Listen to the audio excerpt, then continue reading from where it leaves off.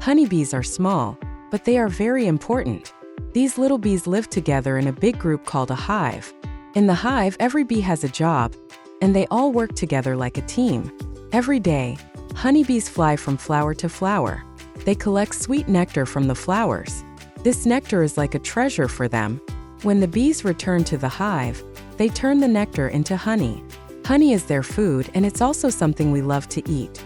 Honeybees are not just making honey, they are also helping plants grow. When bees move from one flower to another, they carry pollen. This helps flowers grow into fruits and seeds. Without honeybees, many of the plants and foods we enjoy wouldn't be here. Honeybees are always busy, working hard for their hive and for us. They never rest because their work is so important. These bees show us how teamwork and hard work can make a big difference. Even though they are small, honeybees have a big impact on the world. They help make our world beautiful and full of life. We need to protect honeybees and their hives so they can keep doing their amazing work. Let's always remember to be thankful for these tiny, hardworking friends. They make our lives sweeter and our world more beautiful.